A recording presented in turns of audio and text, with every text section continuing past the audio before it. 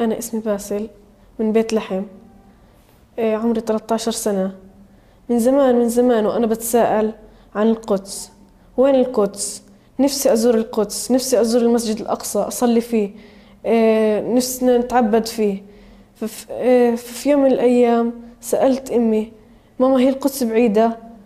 بعد شوية وقفتني على سطح البيت وأشرت لي بإصبعها على الجبل المقابل. صارت تحكي لي: هاي هي القدس. قلت لها: طب ما دام هي القدس قريبة هيك ليش ما نروح ونزورها؟ صارت تقول: لأن إذا بدنا نروح نزور القدس بدنا أول إشي نعمل تصاريح، والتصاريح صعب إن نعملها. وبعديها بعد سنين وأنا قاعد نفسي أروح على القدس وأصلي في المسجد الأقصى. ففي رمضان السنة الماضية بيوم جمعة كانت أمي تصحي فيا، صارت تحكي لي: بس الكون بدنا نروح مشوار. صرت أحكي لها: وين؟ قالت لي: على القدس.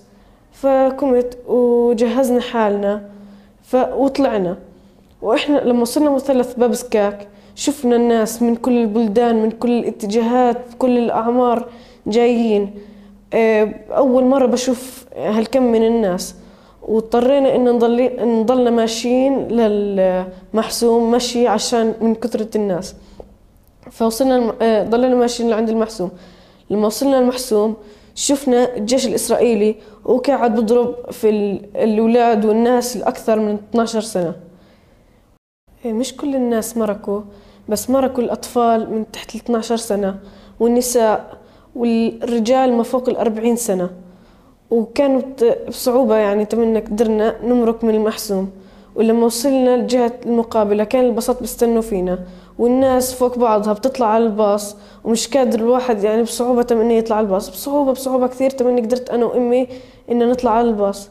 ركبنا في الباص وإحنا ماشيين في الباص. طبعا الجيش أول إشي كانوا يفتشوا في الباصات يشوفوا في الشباب ما خلوهم يمركوا حتى لو معاهم تصاريح. فكنا في الباص. لما نزلنا الباص عند باب الخليل، وإحنا عند باب الخليل شفنا الناس كيف قاعدين بيجروا متلهفين لأنهم يشوفوا المسجد الأقصى. صار لهم زمان ما هم شايفينه من أيام انتفاضة الأقصى ما شافوهاش كثير من الناس. وإحنا ومركنا من باب الخليل ضلنا ماشيين. فوصلنا ساحة المسجد.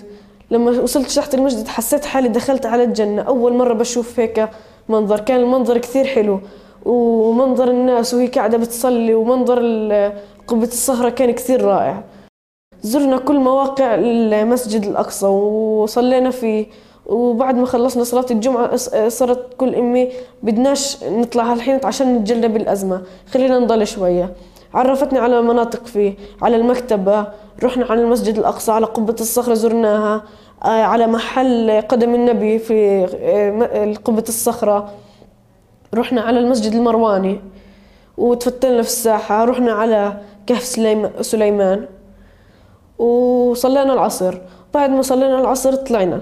هالحين طلعنا من باب العمود وإحنا ومشينا. طبعا كان في أزمة كثير بس ما كانش زي ما وإحنا جايين.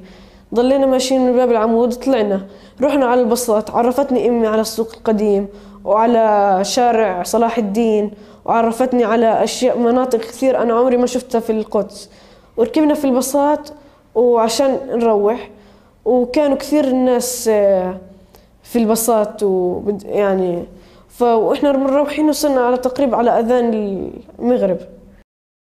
أمي كانت كثير مبسوطين أنا وأمي لأن زرنا القدس. كان أحلى يوم بحياتنا، خصوصا إن أمي كان صار لها 30 سنة لا زارت القدس ولا المسجد الأقصى.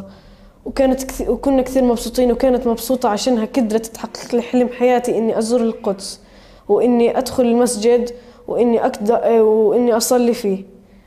وكان كثير شعور رائع. وأنا لما بتذكر هاي القصة بحس بالغضب، بحس بالقهر على المنظر اللي شفته، كيف كانوا يضربوا في الأولاد، كيف كانوا يمنعوا الشباب إنهم يدخلوا على القدس. وفي نفس الوقت حسيت بالفرح عشان أنا قدرت أصل.